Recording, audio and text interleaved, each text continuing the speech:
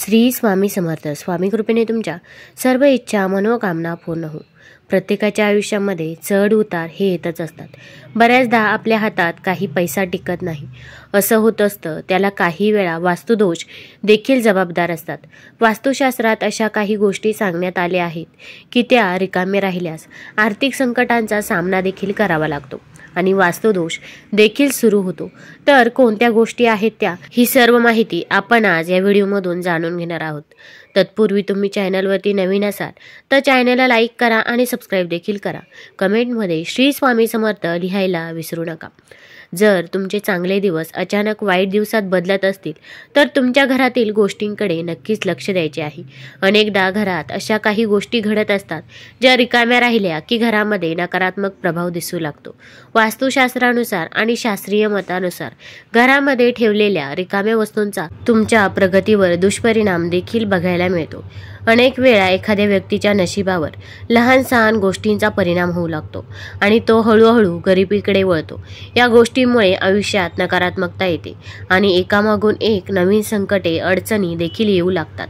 म्हणूनच जीवनाच्या विकासासाठी आणि भाग्यवंतीसाठी या 5 गोष्टी घरात कधीही रिकाम्या ठेवू नयेत. या 5 गोष्टी कोणत्या आहेत याबद्दल आपण सविस्तर माहिती जाणून घेऊया.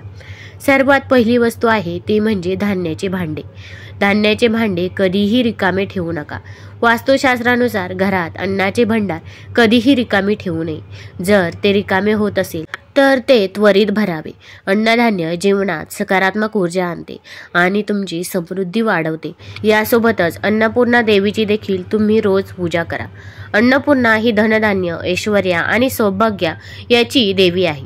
त्यांची रोज पूजा केल्याने घरातील भंडार हे कधीच रिकामा राहणार नाही. तुमच्या देवघरामध्ये अन्नपूर्णाची मूर्ती ही हवीच.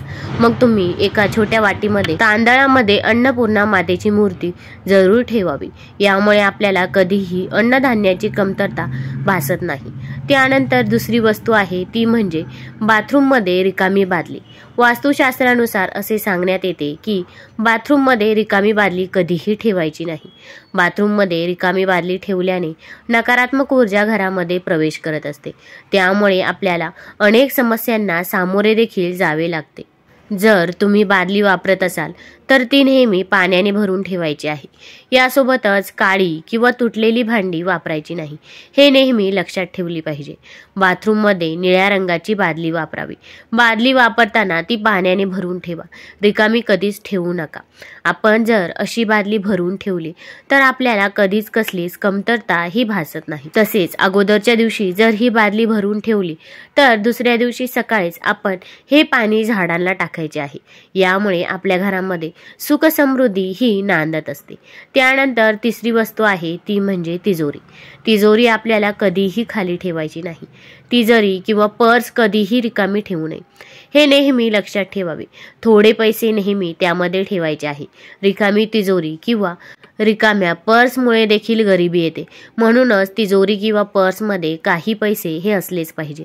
असे म्हणतात की पैसा हा नेहमी पैशाकडेच जातो. त्यामुळे आपल्या निदान पर्समध्ये, तिजोरीमध्ये 10 रुपयाची नोट ही तरी पाहिजेच, हे लक्षात ठेवले पाहिजे. हे सर्व एकाच वेळी रिकामे करू नका. यासोबतच तिजोरीमध्ये गोमती चक्र देखील तुम्ही ठेवू शकता. त्यातून तुमच्या समृद्धीत आणखीनच भर देखील पडणार आहे. चौथी वस्तू आहे ती म्हणजे देवघरातील जलपात्र. बहुतेक घरामध्ये पूजास्थान असते आणि तिथे पाण्याची भांडी, घंटा इत्यादी पूजेशी संबंधित गोष्टी देखील असतात. वास्तुशास्त्रानुसार असे सांगण्यात आले आहे की देवघरात ठेवलेले पाण्याचे भांडे कधीही रिकामे ठेवू नये. देवघरामध्ये अगदी तुम्ही छोटासा कलश भरून ठेवला तरी पण चालेल. या पाण्याच्या भांड्यामध्ये तुम्हाला थोडेसे गंगाजल टाकायचे आहे आणि तुळशीचे एक पान देखील टाकायचे आहे. देवालाही तहान लागत असते असे मानले जाते. पाण्याने भरलेली भांडी देवघरात ठेवल्यास भगवंताला तहान लागत नाही आणि भगवंत तृप्त राहतो. यामुळे घरात सुख समृद्धी राहते आणि सकारात्मक ऊर्जेचा संचार देखील राहतो. दुसरीकडे रिकाम्या पाण्याचे भांडे घर आणि जीवनावर नकारात्मक परिणाम करतात. त्यामुळे एखाद्याला आर्थिक संकटांचा सामना देखील करावा लागू शकतो. यामुळे आपल्याला रिकामे भांडे हे कधीही ठेवायचे नाही. तुम्ही देवघरामध्ये एखादा कलश मांडला तरी पण चालेल. त्यानंतर 5वी वस्तू आहे ती म्हणजे अपशब्द. कुणालाही वापरू नका. आपल्या समृद्धीमुळे भाषेला खूप महत्त्वाचे स्थान आहे. म्हणूनच जिभेवर ताबा ठेवणे म्हणजे कोणाचाही अपमान करू नका.